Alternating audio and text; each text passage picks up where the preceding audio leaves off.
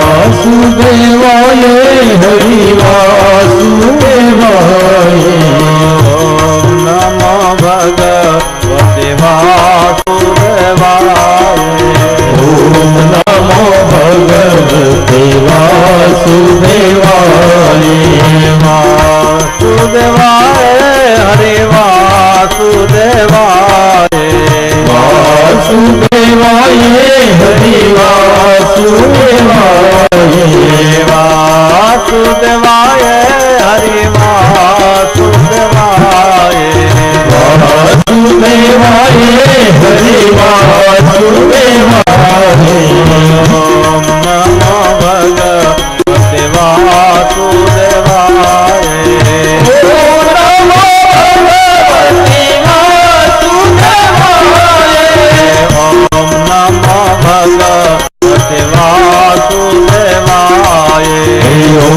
નમો ભગવતે વાસુદેવાય વાસુદેવાય હરિ વાસુદેવાય વાસુદેવાય હરિ વાસુદેવાય વાસુદેવાય હરિ વાસુદેવાય વાસુદેવાય હરિ વાસુદેવાય ઓમ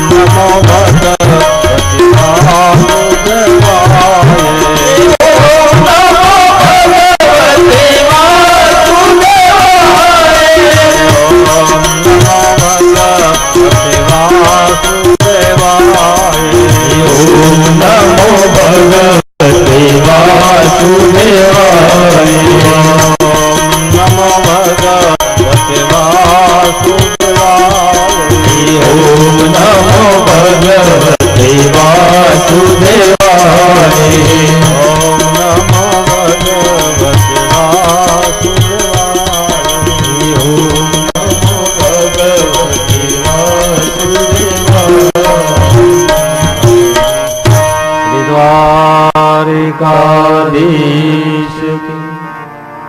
આમાં જે વડીલો બેઠા છે એને ખબર હશે, પહેલાના સમયમાં આવા લોટ દળવાની ઘંટી ચક્કી ને એવું નહોતું. પછી બહેનો કોઈને ઘરે બાજરો કે ઘઉં હોય દળવા માટે જતા. ઘણા ઘરની અંદર તો ઘંટી એવું નહોતી. પછી બે બહેનો સાથે બેસી અને દળે. એક દ્રષ્ટાંત છે, દ્રષ્ટાંત બહુ ઓછા લઉં પણ મને યાદ આવી ગયું.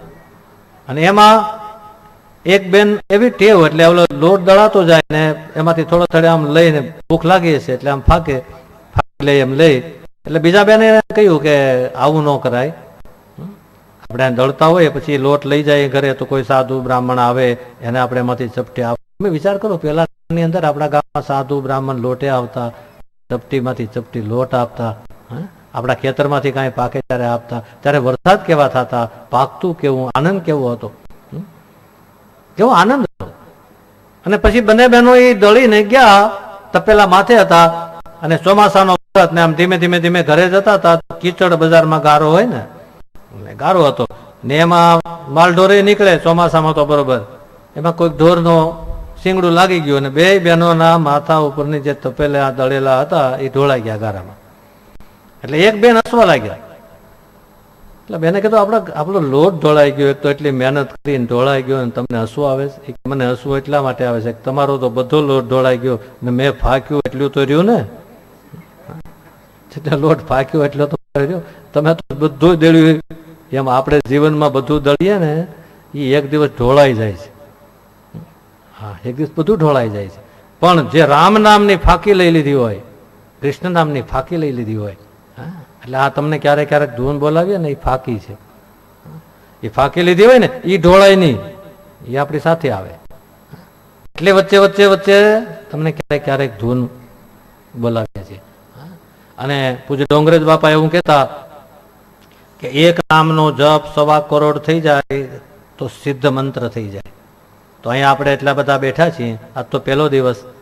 7 દિવસ સુધી આપણે ભગવાનના નામ સ્મરણ કરીએ, એક સાથે બધા કરીએ તો 1.25 કરોડની ઉપર જપ થઈ જાય, 1.25 કરોડ કરતા વધારે થઈ જાય. તો આપણું જપ સિદ્ધ થઈ જાય, આપણા પિતૃદેવતાઓ રાજી થાય. તમે આમાં જે આવ્યા છો યજમાન સિવાયના બીજા કથા સાંભળવા આવ્યા હોય ને, એનાય પિતૃદેવતાઓ તમે કથા શ્રવણ કરો ને તોય રાજી થાય. એવું નથી બધા ભાગવત કરાવી શકે, એવું નથી. તમે ખાલી શ્રવણ કરો, એમાં સેવા આપો, એમાં આપણે બેસીને શાંતિથી સાંભળીએ તોય આપણા પિતૃદેવતાઓ રાજી થઈ જાય. એટલે વચ્ચે વચ્ચે ક્યારેક ક્યારેક 1 મિનિટ 2 મિનિટની ધૂન કરાવીએ છીએ કે ભગવાનનું નામ સ્મરણ થાય તો કંઈક ફાંકી લેવાઈ જાય. અને ફાંકી લઈએ ને તો પેટમાં દુખાવો કેમ મટે, એમ સંસારનો ભવરોગ છે એ મટે છે, ભવરોગ મટે છે. એટલે આ ભવ ઔષધિ છે. બીજું કે જગતમાં આપણે ધનવાન કોને કહેશું? 50 કરોડ 500 કરોડ 10,000 કરોડ રૂપિયા વાળા લોકોને પણ ભગવાનની કથાના માધ્યમથી જોવા મળ્યા છે. એથી વધારે ઘણા હશે. પણ ભગવત કોને કહે છે? ધનવાન કોને કહે છે? સકલ ભુવન મધ્યે નિર્ધના સ્તેપી ધન્યા નિવસતી હૃદયેશામ શ્રી હરિર ભક્તિ રેખા. જેના હૃદયમાં હરિની ભક્તિ છે, જેના હૃદયમાં હરિની ભક્તિ છે, એ ધનવાન, એ ધનવાન છે. તમે વિચાર કરો કે જુનાગઢમાં કેટલા બધા રાજાઓ આવી ગયા, કેટલા બધા શ્રીમંત માણસો આવી ગયા, કોઈ યાદ. તમે એક બીજી વાત યાદ રાખજો, માણસને માણસ 12 દિવસ યાદ કરે છે. 12 દિવસ ઈ આપણને સમય નથી મળતો. આજે તો મેં એવું પણ જોયું, માણસની શમશાન યાત્રામાં એના ચિતા બળતી હોય ને તો એ ઉતાવળ કરતા હોય કે આપણે જલ્દી આ પૂરું થાય તો નીકળીએ. માણસ પાસે સમય નથી. તો ધનવાન કોણ? કે જેની પાસે રામ નામનું ધન છે, જેની પાસે કૃષ્ણ નામનું ધન છે, એ ધનવાન. પાયોજી મેને મીરાબાઈ, મીરાબાઈ પાસે કઈ હતું છતાં ધનવાન. જો આ રાજાઓ આવીને વયા ગયા, શ્રીમંતો આવીને વયા ગયા, કોઈ યાદ કરતો નથી. મીરાને યાદ કરીએ, નરસિંહ મહેતાને યાદ કરીએ, નામદેવને યાદ કરીએ, ગોરા કુંભારને યાદ કરીએ. આ બધાને કેમ? એની પાસે ધન હતું. પાયોજી મેને રામ રતન ધન પાયો, રામ રતન ધન પાયો, પાયોજી મેને રામ રતન ધન પાયો, પાયોજી મેને રામ રતન ધન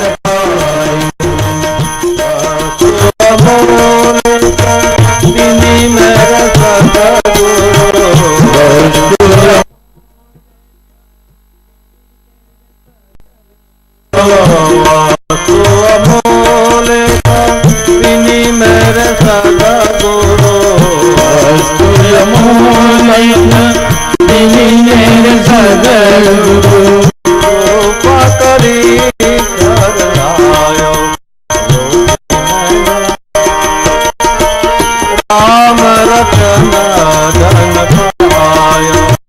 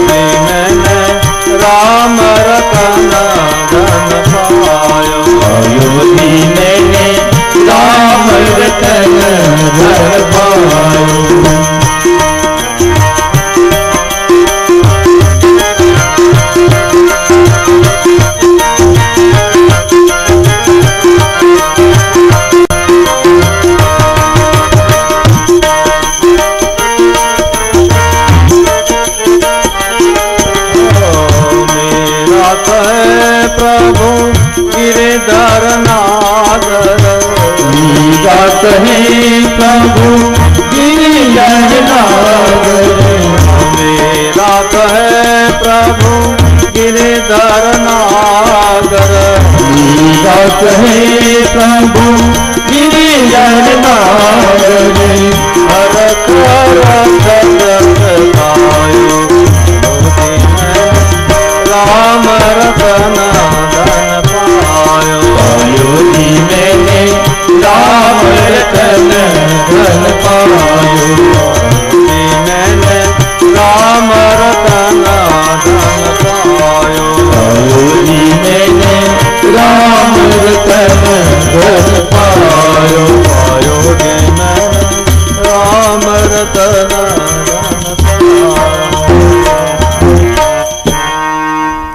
मीराबाई आ बात कही थी, खर्चे न खूटे उनको चोर न लूटे दिन दिन बढ़त सवायो पायो जी मैंने राम रतन धन पायो। तो धनवान એ છે કે જેના હૃદયમાં ભગવાનની ભક્તિ છે. સનકાદી ઋષિઓએ કહ્યું કે કોઈ પણ દુરાચારી હોય, પાપી હોય, ઘણા બધા પાપ થઈ ગયા હોય પોતા. એક વાત બીજી, જગતમાં કોઈ માણસ ભૂલ ન કરે એવું ના બને. તમારાથી અમારાથી બધાથી ભૂલ થાય. ભૂલ થાય એટલે એને આપણે પાપ કહીએ છીએ.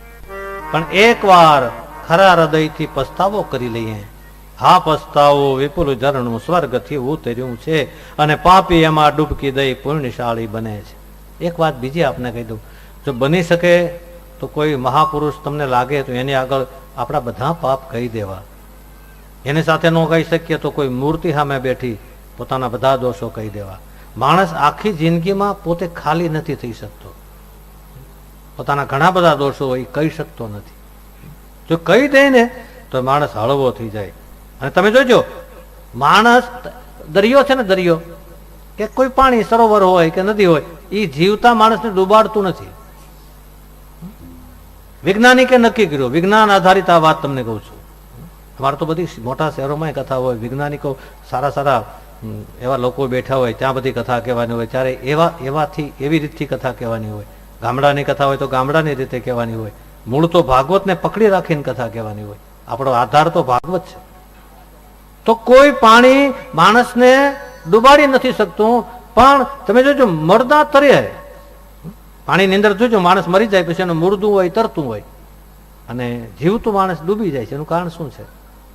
માણસ પોતે જયારે પ્રયત્ન કરે છે ત્યારે ડૂબી જાય છે. અને માણસ પ્રયત્ન વગરનો, જે તરતા હોય એને ખબર છે, માણસ એમને એમ જયારે આમ સ્થિર પાણીમાં પડ્યો રહે ને તો એને એની મેળે તેરા કરે.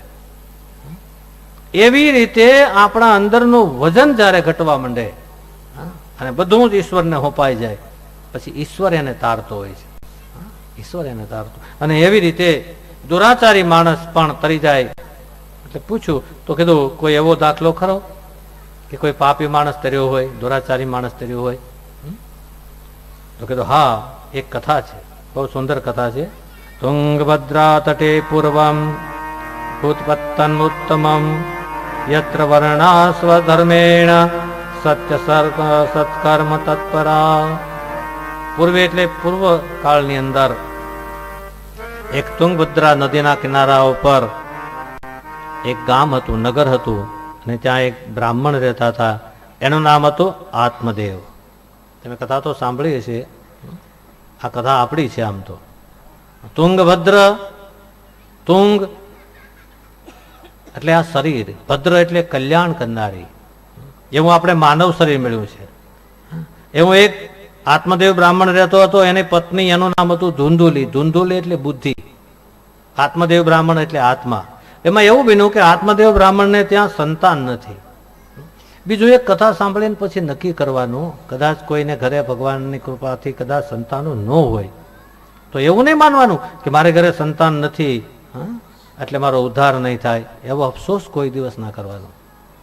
અહીંયા આવ્યા પછી ભગવાને જે સ્થિતિમાં જે વસ્તુ આપ્યું હોય એ ભગવાનનો ઉપકાર છે એમ માની એનું દુઃખ ન કરવું, એનો શોક ન કરવું. પણ આત્મદેવ બ્રાહ્મણ વિદ્વાન માણસ છે, સંપત્તિ છે, ધન છે, પોતે ભણેલા છે, આધ્યાત્મિક રીતે ભણેલા છે.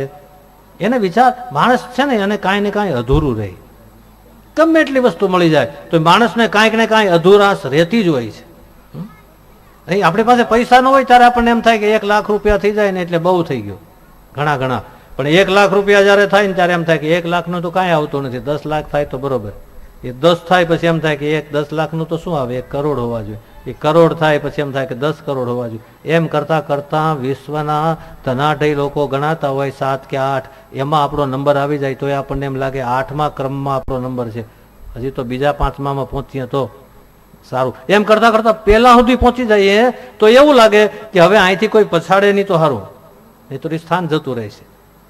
કોઈ દિવસ માણસ નક્કી કરે ત્યાં પહોંચી જાય તો પણ એને શાંતિ મળતી નથી. એનો અર્થ એવો ન કરવાનો કે આપણે કાંઈ કરવું નહીં, એમ એવો નિરાશ નહીં થવાનો.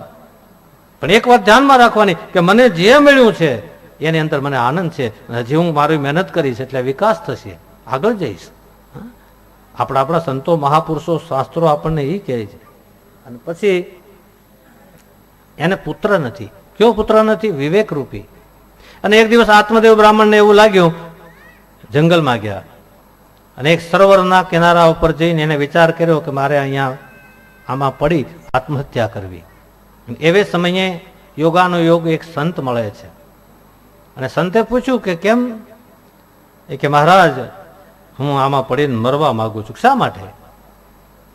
એ કે મારે સંતાન નથી, દીકરો નથી. ત્યારે આત્મદેવ બ્રાહ્મણને પેલા મહાત્માએ કહ્યું કે ભલા માણસ, તારા લલાટની રેખા જોયા પછી મને એવું લાગે છે કે 7 જન્મની અંદર તને પુત્રનું સુખ નથી. 7 જન્મની અંદર પણ તને પુત્ર મળશે નહીં, અને કદાચ મળે તો પુત્રનું સુખ નહીં મળે. માટે છોડી દે, આ પિંડ છે એને તો પરમાત્માને અર્પણ કરી દે. મનુષ્યનું શરીર મળ્યું, એમાંય બ્રાહ્મણનું શરીર મળ્યું, વળી વિદ્વાન માણસ ભગવાનની ભક્તિ કરી લે. પણ ત્યારે એ બ્રાહ્મણે દલીલ કરી કે મહારાજ, તમે સંન્યાસી હોય, તમને શું ખબર પડે? અમે જ્યારે કોઈને ઘરે જઈએ ને તો કોઈ સામે મળે તો અમારું કોઈ સુકન લેતું નથી, અમારા આંગણામાં ઝાડ વાવીએ તો એને ફળ આવતા નથી, અમારે ઘરે ગાય છે તો વયાતી નથી. અને મહારાજ, જ્યાં સુધી દીકરો ન હોય ને ત્યાં સુધી આનંદ ન આવે. મને દીકરો આપો ને નહીતર હું આઈના તમારી નજર સામે પડીશ અને બ્રહ્મત્યા આપીશ. સંતને હસવું આવી ગયું. એને કીધું ભલા માણસ, થોડા દિવસ પહેલા અહીંયા એક ભાઈ આવ્યો તો, એ આમ તારી જેમ મરવા માટે પડતો હતો. મેં પૂછ્યું શું કામ મરે છે? એ કે મારે દીકરાનો ત્રાસ છે એટલે પડું છું. તારે દીકરા નથી એટલે મરવા આવ્યો? બોલો, દીકરાના ત્રાસથી મરવા આવ્યો હતો તો સંસારમાં સુખ ક્યું? સંન્યાસી હું સમજી શકતો નથી, સંસારમાં સુખ ક્યું? તારે દીકરા નથી માટે તું આવ્યો અને એક દિવસ દીકરાના ત્રાસથી આ માણસ પડવા આવ્યો હતો તો સુખ આપણે નક્કી નથી કરી શક્યા કે સંસારમાં સુખ ક્યું. એ તો અનુભવ કરો પછી આપણને ખ્યાલ આવતો જાય સુખ ક્યું. આપણે સાહિત્યકાર નથી કરતા કે એક ભાઈને પૂછ્યું કે ભાઈ કેટલા દીકરા? તો કે 7 દીકરા. તો કે બહુ સારું, ભગવાનની દયા કહેવાય. તો કે એક સારો આપો તો હું 7 આપી દઉં. એ 7 દીકરાનો આનંદ નહીં હોય ત્યારે ને. એટલે ઘણી વાર સુખ ક્યાં છે એ ખબર નથી પડતી. તો સંતને એવું લાગ્યું કે અમુક વાતો છે ને અમુક સમયમાં સમજાતી નથી, એ સમયે સમજાય, સમય પહેલા ન સમજાય. પછી એક ફળ આપ્યું ને એને કીધું કે આ ફળ તારા પત્નીને ખવડાવજે, આવા આવા વ્રતો રાખજો, આવા આવા નિયમો રાખજો, અને તારે ત્યાં ભગવાન પુત્ર આપશે. અરખાતો પોતાના ઘરે આવ્યો, પોતાની પત્નીને ફળ આપ્યું અને કીધું કે આ ફળ ખાશો તો આપણે ત્યાં ભગવાન દીકરો આપશે. અને બધા નિયમો કયા, આવી રીતે નિયમોનું પાલન કરવાનું. આ તો સંતનો પ્રસાદ છે. આ ફળ એટલે સંતની પ્રસાદી, કથાની પ્રસાદી, બુદ્ધિને ખવડાવવાની છે. એના બદલે બ્રાહ્મણે પકડાવી દીધું ફળ. બ્રાહ્મણ જતો રહ્યો. પછી ધૂંધળી એટલે બુદ્ધિ, બુદ્ધિ એટલે ધૂંધળું દેખાય, એનું નામ ધૂંધળી બુદ્ધિ. બુદ્ધિ એનો અર્થ શું છે? સ્પષ્ટ દેખાવું જોઈએ, કોઈ વિષય બે અલગ અલગ થઈ જવા જોઈએ. આ સત્ય, આ સત્ય, એનું નામ બુદ્ધિ કહેવાય. પણ ધૂંધળું દેખાય એનું નામ ધૂંધળી. અને એને વિચાર કર્યો કે હું ફળ ખાવ, પછી 9 મહિના સુધી તકલીફ વેઠવાની, પછી 9 મહિના પછી બાળકનો જન્મ થાય તો પ્રસૂતાને પીડા વેઠવાની, વળી પછી બાળકને મોટો કરવો, ભણાવવો, ગણાવવો, અને પછી વળી લગ્ન થાય, વળી અમને વૃદ્ધાશ્રમમાં મૂક્યા આવે તો શું ભરો છો, અમને હાંચવે કે ન હાંચવે. આના કરતા આપણે આ કાંઈ કરવું નથી. એમાં એની નાની બેન આવે છે. નાની બેન એટલે મન. બુદ્ધિની પડખે રહેનારું તત્વ છે મન. મન અને બુદ્ધિની રમત ચાલે છે. આપણે એકલા બેઠા હોય ને, આપણે એટલા બધા દ્રષ્ટાની ભૂમિકા ઉપર ન હોય. સંતો મહાપુરુષો હોય અંદરથી સાક્ષીની ભૂમિકા ઉપર હોય ને, તો મન ને બુદ્ધિ દેખાય આપણને. અને એ વિચાર કરતા હોય, નિર્ણય કરતા હોય, એ બધું આપણે જોતા હોય. એ એક સંતોની ભૂમિકા હોય છે. આપણા માટે એ ભૂમિકા ન હોય, એ દ્રષ્ટાની ભૂમિકા હોય છે. અને એને પ્રાપ્ત કરવા માટે મહાપુરુષોએ મહેનત કરી છે. અને એટલા માટે થઈ એની બેનને આ વાત કરી કે બેન, મારે આ રીતે તકલીફ છે અને આ સંતનું એક ફળ મળ્યું, હું ખાઉં તો પછી આવી તકલીફ થાય, પણ આવો દીકરો મારે જોતો નથી. બીજી એક વાત તમને કહી દઉં, આ બધા માતાઓ બેઠા છે, બહેનો બેઠા છે, અને ખ્યાલ હશે. પુરુષને આ વાતનો ખ્યાલ નથી. એક માતા એક પુત્રને જન્મ આપે ને, એની વેદના છે ને એ માને જ ખબર હોય, એ પિતાને ખબર નથી પડતી. એક માં 7 દીકરાને પોતાના ખોળામાં ઉજેરીને મોટા કરે, એને એ માં હાંચવીને મોટા કરે. 7 દીકરા મોટા થઈ જાય પછી 7 દીકરાની વચ્ચે એક માં ન સમાય. 7 દીકરાને એક ખોળામાંથી ઉછેરીને જે માં મોટા કરે, પછી એ 7 દીકરા મોટા જયારે થાય ત્યારે એક માં ભારે પડે, એક પિતા ભારે પડે. હું તમને ફરી કહી દઉં, કથા સાંભળતા સાંભળતા બીજું બધું કાંઈ ન થાય તો કાંઈ નહીં. ઘરના વડીલો, માતા પિતા, દાદા દાદી, એને હાચવવા, એની સેવા કરવી. તમે ભગવાનની મૂર્તિની સેવા કરવામાં વાર લાગે ને તો વાંધો નહીં. કારણ કે ઘણા મંદિરોમાં પૂજા થાય છે, ઘણા સાધુ પૂજા કરે છે, ઘણા સંતો પૂજા કરે છે, ઘણા હરિભક્તો પૂજા કરે છે, પણ આપણા ઘરમાં આપણો વડીલ, આપણા મા પિતા, દાદા દાદી એમને બેઠા હોય. એક કવિએ બહુ સારી લખ્યું, પુનિત મહારાજે, ભૂલો ભલે બીજું બધું, માત પિતા ભૂલશો નહીં. અગણિત છે ઉપકાર એના, એને વિસરશો. વિને પોતે પોઢીને સુકે સુવાડ્યા આપને, એ અમી મૈયા ખડીને ભૂલીને ભીંજવશો નહીં. અમારે તો ઘણી વાર વૃદ્ધાશ્રમમાં જવાનું થાય, અહીંયા બધા વડીલોને મળીએ. 70 વર્ષના 60 વર્ષના દાદા હોય, દાદી હોય, બેઠા હોય, આપણે એની પાસે બેઠીએ. ક્યારેક એને આગળ થોડીક કથા સંભળાવીએ. પણ એક વાત તો નક્કી છે ને, એને એના દીકરા યાદ આવતા હોય, એના દીકરાના દીકરા, નાના દીકરીઓ હોય એ યાદ આવતા હોય. એ ભૂલાય નહીં, મા બાપ ન ભૂલાય. એક કથા છે કે એક માં હતી ને એનો એકનો એક દીકરો છાણા વીણી ને દીકરાને મોટો કર્યો, ગામડાની વૃદ્ધ માં. અને એમાં એ દીકરો કોઈ સ્ત્રીના પ્રેમમાં પડ્યો ને એને સ્ત્રીએ એમ કીધું કે મારી સાથે લગ્ન કરવા હોય ને તો તારા બા છે ને એનું કલેજું લાવી દે, હું તારી સાથે લગ્ન કરીશ. એક દિવસ માં સૂતી હોય ત્યારે હાથમાં છરી લઈ અને કલેજું કાઢી લે છે. દોડતો હાથમાં માનું કાળજું લઈ ને દોડ્યો પોતાની પ્રેમિકાને દેવા માટે. ઠેસ આવી અને પડી ગયો ને ત્યારે કાળજું આમ છેટું પડ્યું, ત્યારે કાળજામાંથી, માના કાળજામાંથી અવાજ આવ્યો, તો બેટા તને લાગ્યું તો નથી ને? હા, કાળજા કાઢી નાખો ને તો એમ કહેતી હોય, બેટા તને લાગ્યું નથી? આ માં કથાઓથી પરિવર્તન તો એ આવવું જોઈએ કે આપણા ઘરમાં શાંતિ આવવી જોઈએ. આપણા માતા પિતા, આપણા વડીલો એ આનંદમાં રહેવા જોઈએ, તો ઈશ્વર આનંદમાં રહે. કવિ બોટાદકર લખે છે, મીઠા એ મધુ ને મીઠા મેં ભૂલારેલો, અને એથી ઈ મીઠી તે મોરી માત જો, ઈ જનની નિજોડ સખી નહીં ચડે. ઈ ગંગાના નીર તો વધે ઘટે રેલો, પણ સરખો એના પ્રેમનો પ્રવાહ જો, ઈ જનની જોડ સખી નહીં જડે. આ આજે માણસ એકલો થતો જાય છે. તમે વડીલોને પૂછજો, એની પાસે બેહનારું કોઈ નથી. અમારે ગામડામાં કથા હોય ને ત્યારે હું એમ કહું ઘણી વાર કે તમે ગામડાની અંદરથી યુવાન બધા છે એને તો બહાર જવું પડે, ત્યારે સમય છે. તમે ગામડામાં રહીને સમય બરબાદ કરવો એ બરોબર નહીં. અમદાવાદ, મુંબઈ, સુરત, વાપી, અમેરિકા, ફોરેન ગમે ના જવું જ જોઈએ. પણ એ ગામની અંદર જે વડીલો હોય એને બેઠવા માટેનું એક સ્થાન બનાવવું જોઈએ. એના બધા બેઠે અને એને એવા આનંદમાં રાખવા જોઈએ. જ્યારે જ્યારે આવીએ ત્યારે એને એવા આનંદમાં રાખવું, તો ભગવાનને ત્યાં આપણી પૂજા પહોંચી જશે. હા, ભગવાનને ગમે છે. જે કથા છે ને એ જીવનને તમે વિચાર કરો, આ કથા અત્યારે સોંઘી નથી, બહુ ખર્ચો થાય છે. લાખો રૂપિયાના ખર્ચ કરો ને ત્યારે આ કથા થાય, અને કેટલા સમયથી કામે લાગ્યા હોય ત્યારે કથા થાય. તો તમારા પિતૃઓનો તો ઉદ્ધાર થઈ જશે, પણ તમારા પરિવારમાં આ વિચાર આવે એ બહુ જરૂરી છે.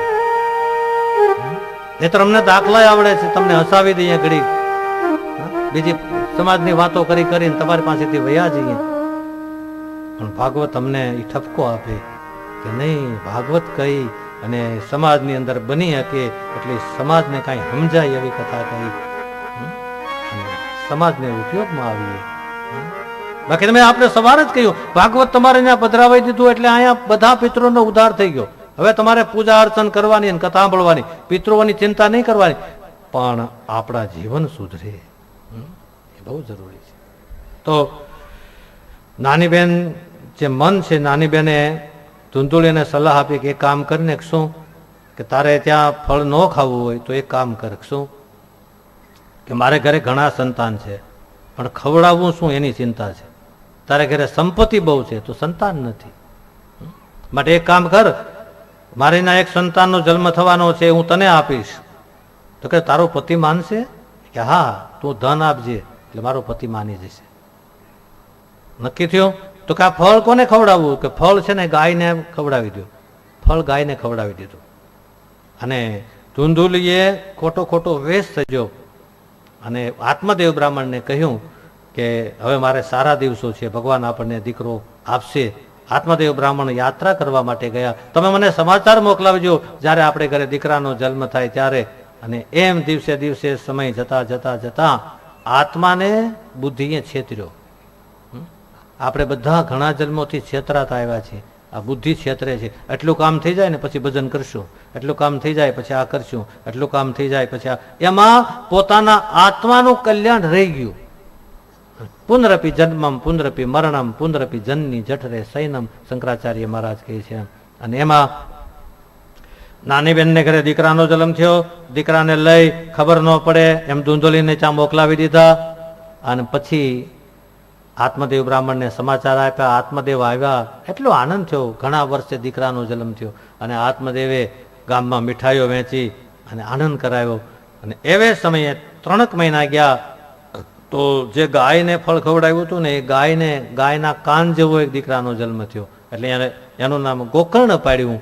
અને ધૂંધુલીનો પુત્ર હતો એનું નામ પાડ્યું ધુંધુકારી. 2 પુત્રો થયા. અને પછી તો આત્મદેવ આનંદમાં આવી ગયો. ધીમે ધીમે ધીમે ગુરુને ત્યાં અભ્યાસ કરવા ગયા. એમાં ગોકર્ણ મહારાજ તો ભણ્યા, બધી વિદ્યાઓ અભ્યાસ કર્યો, પણ ધુંધુલી છે ને એ ન ભણ્યો. આપણે કોઈનું જૂટવીને, કોઈને હેરાન કરીને, કોઈને છેતરીને ગમે એ વસ્તુ લઈ આવીએ ને તો થોડાક સમય માટે તો આનંદ આપે, પણ એનું ફળ સારું નથી આવતું. અને પછી મોટો થયો એટલે જ્યારે મોટો થયો ત્યારે પિતાને કનડવા લાગ્યો. એમાંય ખાસ કોઈ બગડાય નહીં. હું તમને ખાસ નથી કહેતો, પણ બની શકે તો યુવાન માટે ખાસ કહું છું કે તમે બને શકે ત્યાં સુધી તમે શહેરોમાં રહ્યો છો એટલે બહુ વ્યસનથી દૂર રહેજો. જ્યાં સુધી બની શકે ત્યાં સુધી ધીમે ધીમે ધીમે કોઈ ખોટો સંગ પકડાઈ ન જાય, જીવન બરબાદ ન થઈ જાય. આ ધુંધુકારીની કથા એટલા માટે છે. જેને બ્રાહ્મણનું શરીર મળ્યું એ માણસ ન ખાવાનું ખાવા લાગ્યો. મને એક સંતે ગંગાજીમાં અમે અવારનવાર જવાનું થાય, બદ્રીનાથ, હરિદ્વાર. મેં એક મહાત્માએ મને બહુ વાત સારી કરી હતી. મને કે કળિયુગની અંદર વધારે ભજન ન થાય, વધારે ધર્મ ન થાય, વધારે સત્સંગ ન થાય તો વાંધો નહીં, પણ કળિયુગની અંદર તમે બચી જાઓ ને, તમે દુરાચારથી, વ્યસનથી, ખોટા રસ્તાથી બચી જાઓ તો એના જેવું મોટું કોઈ કામ નથી.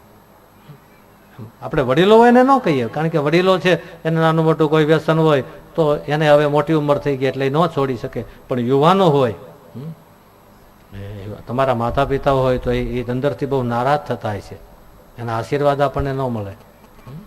ધીમે ધીમે ધીમે અને જો તમે આ બધા સુરતથી આવેલા છો અને એમાં જો 7 દિવસ કથા સાંભળો અને 7મે દિવસે બરોબર અહીંયા પૂર્ણાહુતિના દિવસે તમે આવીને એમ કહો કે અમે આ માવો મૂકીએ છીએ કે અમારે ફલાણી વસ્તુ ત્યાં આજે ધરીએ છીએ, તો બીજી કોઈ દક્ષિણા તમારી પાસે અમારે લેવાની જ નથી. અમે ઘણી જગ્યાએ કથામાં બીજી કોઈ દક્ષિણાની જરૂર નથી. એક કથામાંથી એક વ્યક્તિ, મારી એક બહુ નામ તો તમને નહીં આપું, એક ગામની અંદર કથા હતી અને એ કથામાં એક માણસ એ થોડું એવું કાંઈ ન પીવાનું પીતા હશે અને પછી આજુબાજુના વિસ્તારમાં રંજાણ કરે, બધાને લૂંટે મારે, એનાથી 20-25 ગામની અંદર ધાક હતી. એ માણસે પૂર્ણાહુતિમાં આવી એની હાથે નક્કી કર્યું કે આજથી મારે હવે આ વસ્તુ નથી કરવી. આજુબાજુના વિસ્તારમાંથી બધાએ અમને કીધું કે મને કે તમને મોટામાં મોટું પુણ્ય એ મળી છે કે અમને જે કનડગતિ હતી એ મટી ગઈ. અને પછી તો બધાએ એને સહકાર આપ્યો, એને ધંધો બંધો કરાવી દીધો. આજે એ માણસ સારા માણસ તરીકે જીવે છે.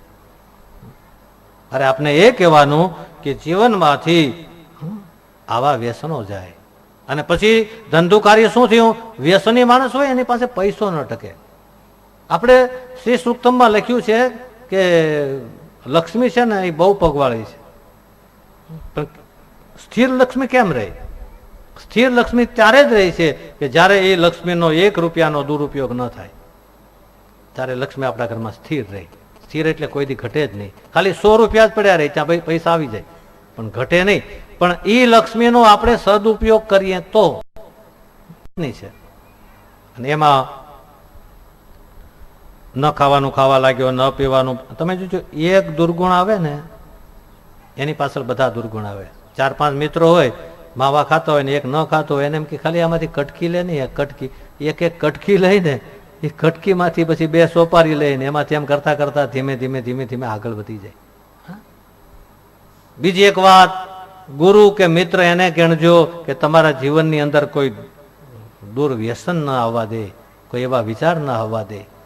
અમે તો તમારી સામે 7 દિવસ કથા કરીશું, બાકી તો સમજવાનું તમારે રહેશે. તો પછી તો જુગાર રમવા લાગ્યો, બધા દુર્ગુણો આવી ગયા. પછી પૈસા ધીમે ધીમે જવા લાગ્યા, એટલે પિતાની સંપત્તિ હતી ને એ વાપરવા લાગ્યો, એની પાસે કાંઈ હતું નહીં. અને પિતાની સંપત્તિ વપરાવા લાગી એટલે પિતાને તકલીફ થઈ, ના પાડે ત્યારે એક દિવસ લાત મારી અને જ્યારે પુત્રની લાત પડી ત્યારે સંતની વાત યાદ આવી. સંતે મને કહ્યું હતું, સાચી વાત હતી, પણ પછી તો મોડું થઈ ગયું હતું, સમય નહોતો. એવે સમયે એનો જે વિદ્વાન પુત્ર હતો એ આવે છે ગોકર્ણ, અને ગોકર્ણ મહારાજે 2 શ્લોકમાં ગોકર્ણ ગીતા કહી છે. ઘણી બધી ગીતાઓ છે. આપણે દેહે સ્થિમા સરુધિરે ભીમતિ તજ્યત્વમ જાયા સુતાદિસુ સતા મમતા વિમુચ્ય. હે પિતાજી, તમારી ઉંમર થઈ ગઈ, 60-70 વર્ષ થયા. હવે તમે પુત્ર પરિવારમાંથી ધીમે મોહ છોડો.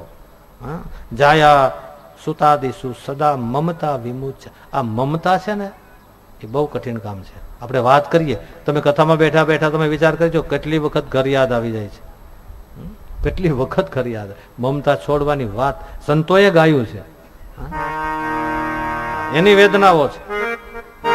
આવી રૂડી મમતા મરે નહીં, એનું માર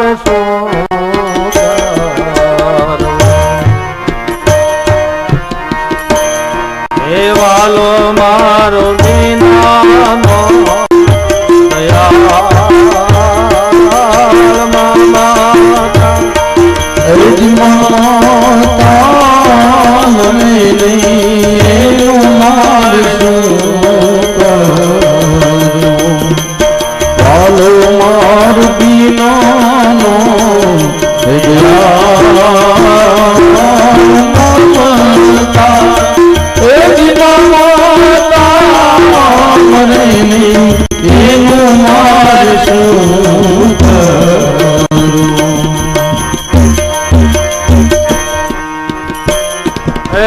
રાજા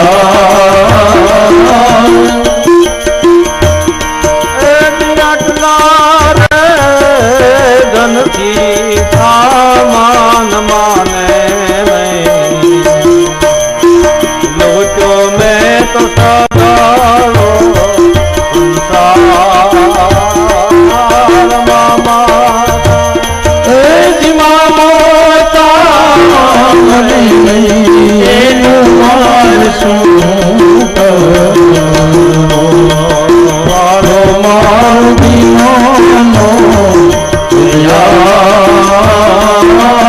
મમતા એ જ મમતા મને નહીં એનું મારે શું કરવું એનું મારે શું આ સંતોની વેદના છે કે મારી મમતા મરતી નથી, એનો માટે એની ઔષધિ માગી મહાપુરુષોએ. આપણને આપણી નબળાઈની, આપણા દુઃખોની, આપણી મુશ્કેલીની, આપણા અજ્ઞાનની ખબર પડે ને, જે માણસને પોતાના અજ્ઞાનની ખબર પડે ને એને જ્ઞાન મળે. પોતાના ભૂલની ખબર પડે. તમે જોજો મોટે ભાગે કોઈ આપણી ભૂલ કાઢે ને ત્યારે ગમતું નથી. પેલી કરુણતા એ વાતની છે. બીજી કરુણતા એ વાતની છે કે પોતાને પોતાની ભૂલ સમજાતી નથી. અને ત્રીજી વાત એ છે કે ભૂલ સમજાય તો પ્રયત્ન થતો નથી. એટલે આજ એક દીકરો પોતાના પિતાને સમજાવે છે, ધર્મ ભજસ્વ સતતમ તજલોક ધર્માન. પિતા, હવે તમારી ઉંમર થઈ, ધર્મનું ભજન કરો, લોક ધર્માન છોડો. જો 60-70 વર્ષ થાય પછી સંસારના વ્યવહારો થોડા ઓછા કરી નખાય. દીકરાને મોકલાય, ભાઈને મોકલાય, ધીમે ધીમે ધીમે ધીમે સંસારમાંથી થોડુંક ઓછું કરતું જવાય. સેવસ્ય સાધુ પુરુષાંજહિ કામ તૃષ્ણા. સાધુ પુરુષનો સંગ કરાય, કામનાઓ અને તૃષ્ણાઓને છોડાય. અન્યાશ્ય દોષ ગુણ ચિંતન માસુ મુક્તવા. બહુ સારી વાત કહી છે. અન્યના ગુણ અને દોષ એકેય નહીં જોવાના. જો કોઈના ગુણ જોશો ને તો દોષ દેખાઈ જશે. દોષે નહીં જોવાના, ગુણે પણ નહીં જોવાના, રાગ પણ નહીં, દ્વેષ પણ નહીં. સેવા કથા રસમહો નિતરામ પીબત્વમ. રોજ સેવા અને કથા રસનું પાન કરો. અને પિતાજી હવે ઉંમર થઈ ને, તમે વનમાં જઈને ભજન કરો. દીકરાનો ઉપદેશ મળ્યો અને ગોકર્ણ મહારાજના કહેવાથી આત્મદેવ જંગલમાં જતા રહ્યા, વનમાં ગયા અને ભાગવતના 10મા સ્કંદનો પાઠ કરતા કરતા કરતા ભગવાનના ધામને પામ્યા. પછી ધંધુકારીનો ત્રાસ વધ્યો, સંપત્તિ વાપરવા લાગી. પછી પોતાની મા પાસેથી પૈસા માગે, મા નો આપે એટલે માને ત્રાસ આપવા લાગ્યો. એક દિવસ એની મા ધંધુકારીને માં ધૂંધલી કૂવામાં પડીને મર્યા. આપણે ખોટું કરીએ તો એનું ફળ ભોગવવું પડે. આત્મદેવને છેતરો હતો ને, પોતાનો દીકરો તો નહોતો. એક દિવસ કૂવામાં પડીને મરવું પડ્યું. અને એ પછી ગોકર્ણ મહારાજ યાત્રાએ નીકળી ગયા અને એકલો ધંધુકારી થયો. પછી તો બધા જ વેસનો, બધા જ દુર્ગુણો હતા. એક દિવસ એને 5 વેશ્યાઓની સાથે લગ્ન કરી પોતાને ઘરે લાવ્યો. આ 5 વેશ્યા એટલે 5 વિષય: શબ્દ, સ્પર્શ, રૂપ, રસ અને ગંધ. આ 5 વિષયમાં જીવ ફસાય છે. પોતાને ઘરે લાવ્યો. પછી તો પૈસા નહોતા એટલે ચોરી કરવા લાગ્યો. અને ચોરી કરતા કરતા એક દિવસ રાજાને ત્યાં ચોરી કરી, સંપત્તિ લઈ આવ્યો, કપડાં લઈ આવ્યો. અને 5 વેશ્યાઓને એવું લાગ્યું કે હવે આની પાસે કાંઈ રહ્યું નથી, માટે આને હવે આપણે મારવું પડે. જગતની અંદર તમારી પાસે, મારી પાસે, અમારી પાસે, કોઈની પાસે કાંઈ હશે ત્યાં સુધી જગત માને છે. જ્યારે કાંઈ નથી એમ ખબર પડે ત્યારે જગત સાથ છોડી દે છે. આજ 5 પત્નીઓએ મળી અને ધંધુકારીને દોરડાથી ગળા ફાંસો દઈને માર્યો. એમ મરતો નહોતો એટલે ધગધગતા અંગારા નાખી એના મુખની અંદર અને મહાપરાણે મર્યો એટલે પ્રેત થયો. જો પિતૃદેવતા અલગ છે, પ્રેત અલગ છે. પિતૃદેવતાઓનો તો ઉદ્ધાર થાય પણ પ્રેતનો ન થાય. આજ પ્રેત બન્યો. તો પાણી દેખે પણ પાણી ન પી શકાય. બહુ કઠિન દુઃખો ભોગવે છે. એમાં ગોકર્ણ મહારાજ યાત્રામાં હતા, એને ખબર મળ્યા પોતાના ભાઈનું મૃત્યુ થયું. એટલે ગયા, જેમાં શ્રાદ્ધ કર્યું, પિંડદાન કર્યું. પાછા પોતાના ગામ આવ્યા. પોતાનું ખંડેર થઈ ગયેલું મકાન હતું, ઓસરીમાં સૂતા છે. રાતના સમયે આમ વિચિત્ર વિચિત્ર દ્રશ્ય જોયા અને વિચાર થયો કે આ શું હશે. એટલે હાથમાં જળની અંજલિ લઈ અને એને પાણી છોડ્યું. મંત્રોના પ્રતાપે પ્રેતને વાચા આવી. એને કીધું કે ભાઈ, હું તમારો ભાઈ ધંધુકારી છું. મેં તો તમારા માટે ગયા જેમાં શ્રાદ્ધ કર્યું, તારી મુક્તિ ન થઈ. ધંધુકારી કહેવાય, ભાઈ મારા માટે તમે 100 શ્રાદ્ધ કરશો ને તો પણ મારી મુક્તિ નહીં થાય, કારણ કે મેં પાપ બહુ કર્યું છે. આપણે ખૂબ પાપ કરીને ગંગાજીએ જઈએ, ગંગાજીમાં ડૂબકી મારી આવીએ, ને પાપ ધોવાઈ જતા હોય તો 2 મહિને 4 મહિને આપણે જાયા જ કરીએ. હા, અહીંયા પાપ કરીએ ત્યાં ધોઈ આવીએ, અહીંયા પાપ આવીએ ને પાછા કરી ત્યાં ધોઈ આવીએ. એમ જો ગંગાથી પાપ સાફ કરતી હોત તો દુનિયામાં પાપ કેટલા વધી જાત. એવું નથી. આપણે અંદરનો માયલા જ્યારે ગંગામાં સ્નાન કરી લે ત્યારે બધા પાપ જતા રહે છે. અને પછી ઘણા બધા ઋષિઓને બ્રાહ્મણોને પૂછ્યું કે આના માટે શું કરવું. અલગ અલગ શ્રાદ્ધ બતાવ્યા, પણ કીધું કે મારા ભાઈની મુક્તિ તો એમાં નહીં થાય. પછી સવારમાં નદીમાં સ્નાન કરી અર્ઘ્ય આપતા વખતે ભગવાન સૂર્યનારાયણને પ્રાર્થના કરી, તોભ્યમ નમો જગત સાક્ષીન બ્રૂહિ મે મુક્તિ હેતુકમ તશ્રુત્વા દુરત સૂર્ય સ્ફુટમિત્યભ્યભાસત. એ સૂર્યનારાયણ દેવ, મારા ભાઈની મુક્તિ માટે મારે શું કરવું? સૂર્યનારાયણ ભગવાને કહ્યું, શ્રીમદ ભાગવતમ મુક્તિ સપ્તાહ વાંચનમ કુરુ ઇતિ સૂર્યવચ સૈવેર ધર્મ રૂપમ તો વિશ્રુતમ. તમારા ભાઈની મુક્તિ માટે તમે શ્રીમદ ભાગવતની કથા કરો. હવે એની પાસે કાંઈ હતું નહીં. પછી પોતાના ગામમાં બધાને બોલાવી, નદીનો કિનારો હતો, વાંસનું જંગલ હતું, વાંસની વ્યાસપીઠ બનાવી અને ગોકર્ણ મહારાજ પોતાના ભાઈને એક બ્રાહ્મણને મુખ્ય યજમાન બનાવી અને કથાની શરૂઆત કરી. પ્રેત આવ્યો, બેસવું ક્યાં? ચલિત્રે બેસી શકાય ને, એટલે એક પોલો વાંસ હતો એમાં બેઠો. 7 દિવસ માટે કથા સાંભળે છે. પહેલા દિવસની કથા પૂરી થઈ એટલે ગાંઠ તૂટી. આપણે પણ જ્યાં જ્યાં ભાગવતની કથા થાય ત્યાં વાંસ રાખીએ છીએ. એનો અર્થ શું થાય છે? વાંસ એટલે વાસના. વાસનાની 7 ગાંઠ આપણી અંદર હોય છે. એક એક ગાંઠ તૂટતી જાય એમ એમ જીવતા જીવતા જીવની મુક્તિ થઈ જાય. વાસ એ વાસનું પ્રતીક છે. અને એક એક ગાંઠ તૂટતી ગઈ. 7મે દિવસે 7 ગાંઠ તૂટી. દિવ્ય દેહધારી મહારાજ ધંધુકારી બહાર આવે છે. ભાગવતજીને વંદન કર્યા, પોતાના ભાઈને વંદન કર્યા. ધન્ય ભાગવતી વાર્તા પ્રેત પીડા વિનાશિની. એને લેવા માટે વિમાન આવ્યું અને વિમાનમાં બેસીને જયારે જવાની તૈયારી કરતો હતો એ સમયે ગોકર્ણ મહારાજે પૂછ્યું પાર્ષદોને કે ભાઈ કથા તો અમે બધાએ સાંભળી, તો એકલા ધંધુકારીની મુક્તિ, એના માટે વિમાન, અમારા માટે કાંઈ નહીં.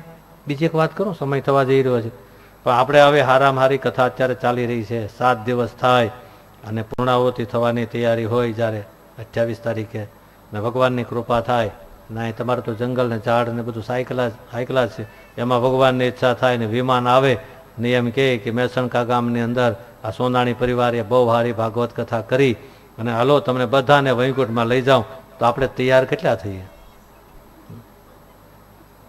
કોઈ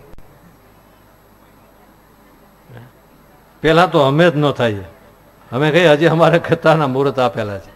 હા, તમે એમ કહો કે ભાઈ અમારે એક દીકરો બાકી છે, એનો સંબંધ કરવાનો છે, લગ્ન કરવાના છે, કોઈ કે અમારી ઓફિસમાં એટલું કામ છે, કોઈ કે અમારે સર્વિસનું એટલું કામ ચડી ગયેલું છે. કોઈ વૈકુંઠમાં વિમાન આવે તો જવા માટે તૈયાર નથી.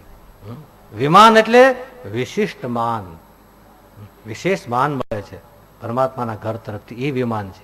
વિમાન હવે નથી આવતા, એક સમયમાં આવતા હોય છે, એ અલગ વાત છે. અત્યારે વિમાન ન આવે, પણ ભક્તિ કરે તો એને વિશિષ્ટ માન મળે પરમાત્માની કૃપાથી. એ વિમાન. હું તમને પૂછું કે આપણે નરસિંહ મહેતાને ક્યાં ઓળખીએ? ચાલો વિચાર કરો. તુલસીદાસજીને ક્યાં ઓળખીએ? મીરાબાઈને ક્યાં ઓળખીએ? પાંડવોને ક્યાં આપણે જોયા? 5,500 વર્ષ પહેલા ભગવાનનું કથા આવશે ત્યારે આપણે કહીશ 5,500 વર્ષ પહેલા પાંડવો થયા. એ પાંડવોને દુઃખ પડે તો આપણે આંખમાં આંસુ આવી જાય. કેમ? એના જીવન એવા હતા અને હજી જીવિત છે, એની ચેતનાઓ જીવિત છે. એને યાદ આપણે કરીએ તો આપણી અંદર પણ આનંદ થાય છે. તો આવી રીતે બીજી વખત ગોકર્ણ મહારાજે પાછીને આ ભાગવત કથા કરી અને પોતાના ગામના બધાને ભગવાનનું ધામ અપાવ્યું હતું. યદ ગત્વા ન નિવર્તન્તે તદ્ધામ પરમ મમા. એવું ભગવાનનું ધામ ગોકર્ણ મહારાજે પોતાના ગામના બધાને અપાવ્યું હતું. આવી રીતે ગોકર્ણ મહારાજની કથાથી પોતાના ભાઈને મુક્તિ મળી, ગામના દરેકને મુક્તિ મળી. તો આવી ભાગવતની કથા છે. 7 દિવસ માટે આપણે શાંતિથી સાંભળશું તો એવો આપણને આનંદ મળશે.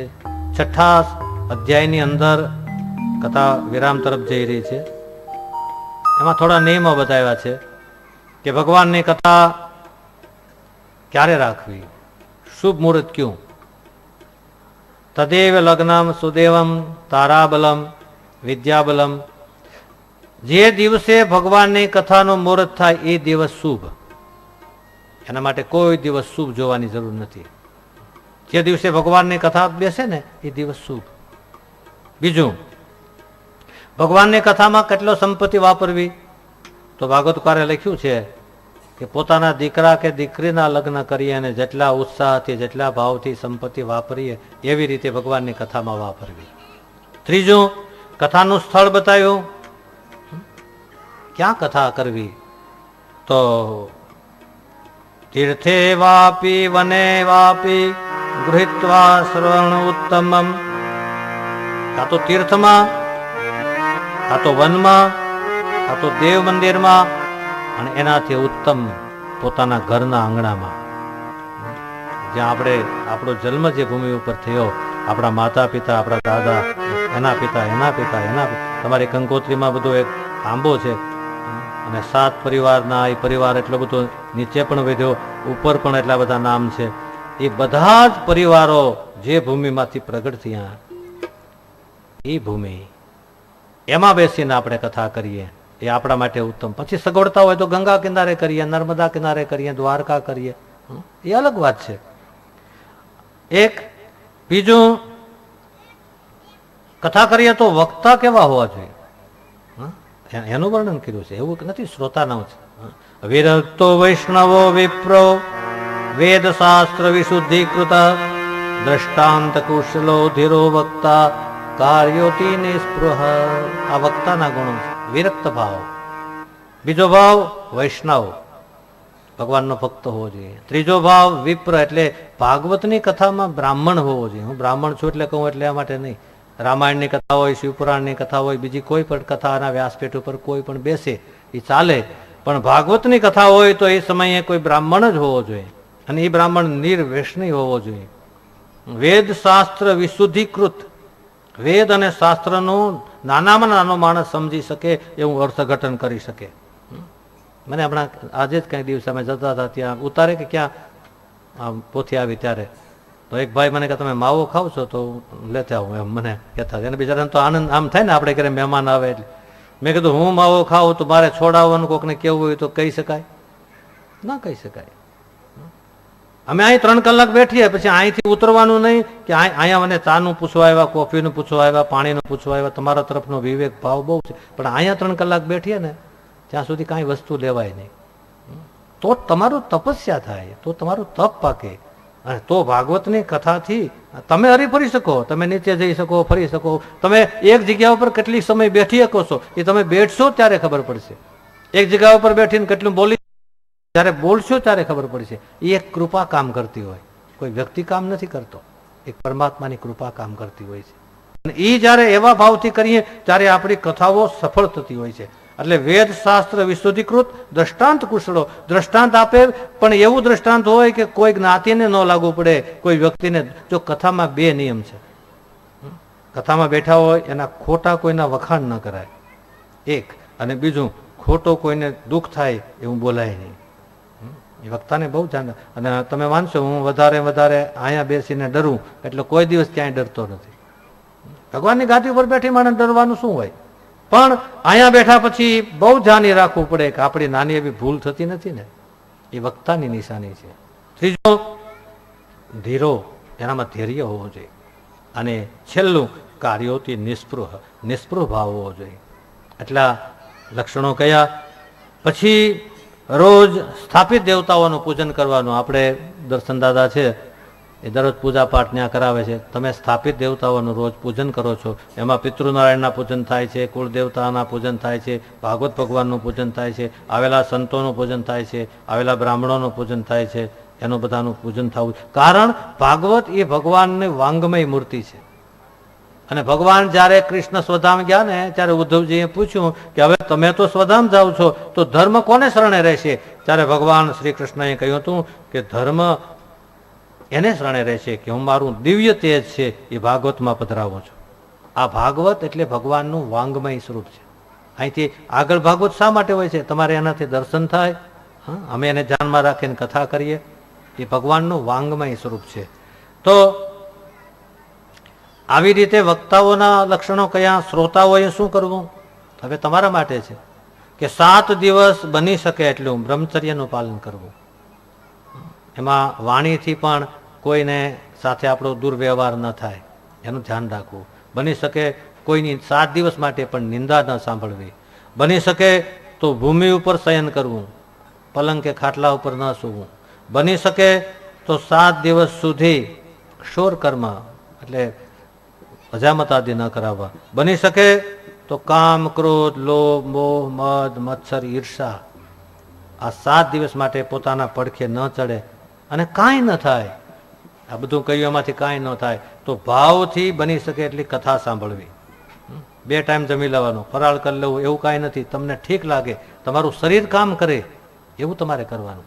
શરીરને કષ્ટ નહીં આપવાનું, મનને ધીરજ આપવાની. ગમે એટલી વસ્તુ બગડી જાય, થાય, ગમે એ થાય, મગજ ઉપર બરફ રાખીને શાંતિથી 7 દિવસ માટે બેઠી રહેવું. અને હું તમને વ્યાસપીઠ ઉપરથી બીજું તો વધારે હું કહી શકું, પણ તમે 7 દિવસ આવી રીતે કથા કરશો ને એટલે તમારા પરિવારમાં, તમારા ગામમાં, તમારા સમાજમાં એક નવી ક્રાંતિ થશે. 7 દિવસ પછી 6 મહિને, વર્ષે પરિવર્તનો હશે.